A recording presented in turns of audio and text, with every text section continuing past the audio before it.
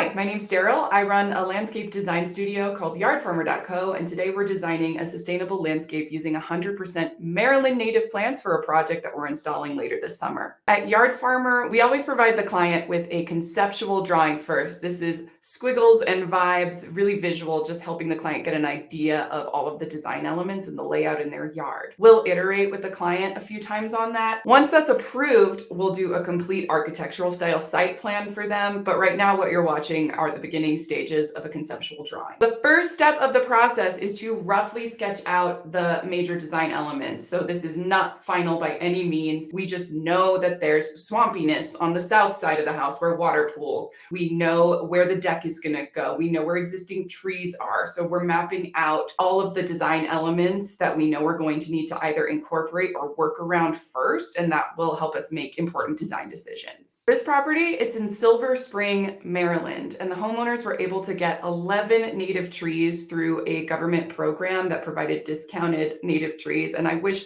that all municipalities provided this because it just makes my heart sing.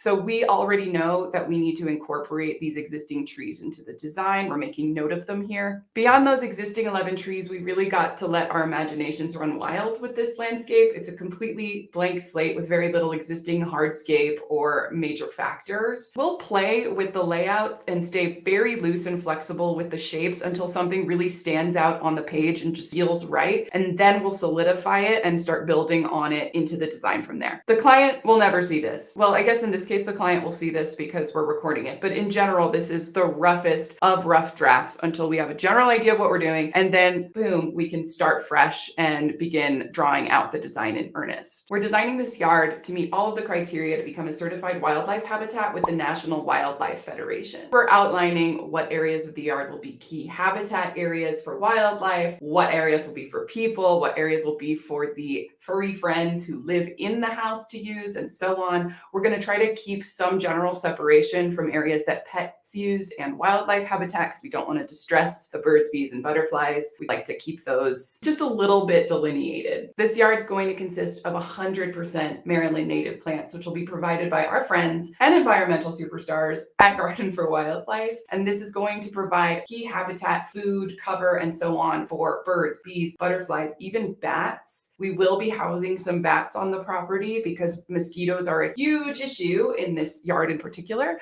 and bat houses will attract the bats. Bats eat tens of thousands of mosquitoes per night. It's a really easy way to integrate pest management into a sustainable design. So now at this point, we're feeling a little more confident about where everything is going. We've settled on this organic, irregularly shaped patio off of the back of the house with the fire pit filling out this southernmost end that extends further away from the home. And we also know that we're going to be doing a tiered rain garden on the southernmost end of the house in order to accommodate and fix that water pooling and bogginess that they're experiencing. So from here, because we know where these key elements are going to be throughout the yard, we need to design the flow of traffic between them. If you imagine your yard like a floor plan, the pathways can be the hallways, and then these major design elements can be the rooms, and how those things connect and flow together really form the skeleton and the bones of any sustainable landscape design. Another thing we need to keep in mind in a sustainable landscape design is the topography of the landscape and how water moves through it. So you can see these faint gray squiggles that cross the entire image diagonally. Those are contour lines, each representing a decrease in elevation. And we're making sure that if we're putting any rain gardens or bioswales or depressions in the topography, places where water is going to intentionally collect, we're making sure we do so on contour. So then when water flows down a slope perpendicular to a contour line, we know that those depressions in the soil that we're making will be able to catch the water and allow for more soil absorption. So instead of the water pooling where we don't want it to pool, it will pool where we do want it to pool and be absorbed by rain garden, water-loving Maryland native plants. You can see here we're also noting the visibility triangle. That's the area on this corner lot that we need to keep free from tall plants in order to maintain safe driving conditions. Usually pretty much everywhere, but you want to check with your city.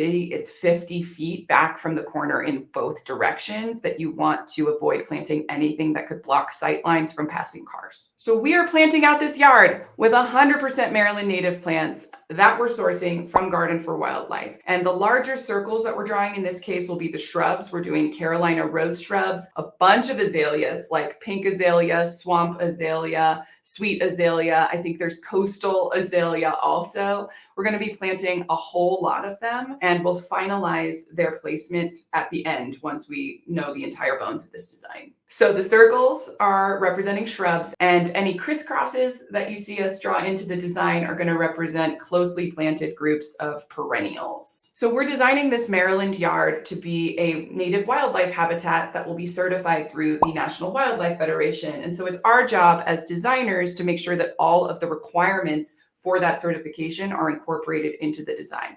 That includes 3 sources of food, 1 source of water, 2 places to raise young, 2 places for animals to take shelter or cover, and at least 2 requirements. There's a list that they provide that sustainable practices are being used to maintain the yard. That can be things like protecting the soil using mulch, managing invasives, managing your water use, and so on. So as we're designing this, we're actually color coding the different requirements to make sure they're all included. Highlighted in light green will be the food sources that we are making sure we're including for wildlife. Birds need things like nuts and seeds and berries, and pollinators need nectar. And we're specifically going to be using the collections from Garden for Wildlife in order to include just these huge amount of pollinator supporting plants. They have a monarch munchables collection that has native milkweed in it. So again, all of these are going in order to provide these critical food sources. These collections are pre-designed to be native to your specific area. So these Maryland native plant collections have things like foxglove beard tongue and eastern columbine, black-eyed Susan. It's going to be really colorful, and we're going to make sure that things are really densely planted so they can also serve the purpose of providing shelter as well. In blue, you'll see the areas we mapped for water sources. Now, there are rain gardens and bioswales going on this property to control the flow of water through the yard. However, rain gardens aren't really consistent sources of water because the plants will be absorbing them and water will only show up during rain events. So we're also making sure to include a bird bath just to provide consistent access to water regardless of if it's raining or not. In dark green, you'll see areas where we make sure wildlife can shelter. The mature tree on the south side of the property will definitely be creating shelter for birds, and then we're also making sure to densely plant those perennials like I mentioned before to provide shelter throughout the yard. Okay, playtime is over, kids. The sketching is done, and we are cleaning up and finalizing all of the major shapes. We are going to do a staggered flagstone pathway that feels flowing and organic, nothing too separate from nature. Even so, the pathways closest to the home will be a little more formal and substantial, and then we'll let them get smaller and less formal the further out from the house they go. So here you see all the bones of the design are in place. The structures, the hardscape, the trees, the rain garden, the contour swales, all of it. So this is where it gets fun. Let's get the fire pit area in place and solidify the back patio as the primary social space for the humans to enjoy in this yard. Right off the back patio, we're going to step into a vegetable garden. And I really do like kitchen gardens and vegetable gardens to be as close to the house and the patio as possible. Because if you are inside cooking and you just need 4 sprigs of basil and a cherry tomato in order to make your dinner perfect, you don't want to have to go on a hike to the furthermost corner of your yard in order to access those veggies. So I do always put gardens within quick, easy access of a back door if possible. This brown square up by the back shed, that's going to be their composting area. All the biomass from pruning the plants in their yard, the vegetable scraps, food scraps while they're cooking, all of that's going here in order to create new soil, closing a loop so that hopefully they won't have to import soil every year in order to feed and nourish their plants. So let's talk about rain gardens.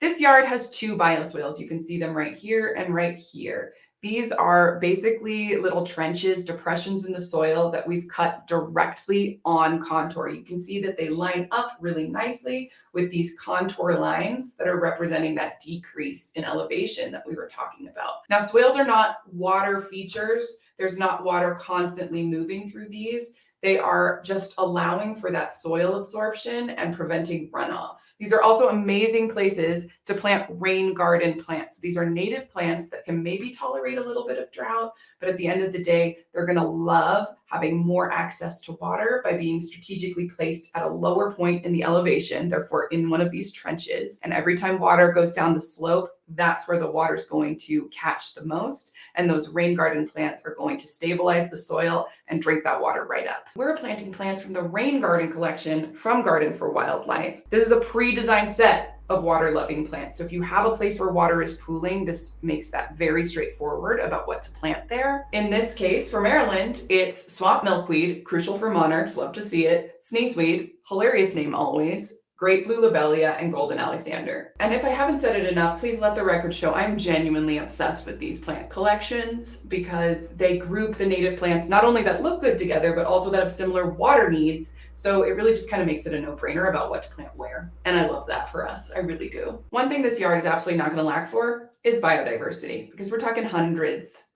of plants, all native to Maryland, all absolutely crucial for the native birds, bees, butterflies, the wildlife that will really benefit from urban and suburban conservation efforts just like this one. This project is being installed in just a few weeks, so be sure to follow along. We're going to be taking you with us to see how it goes.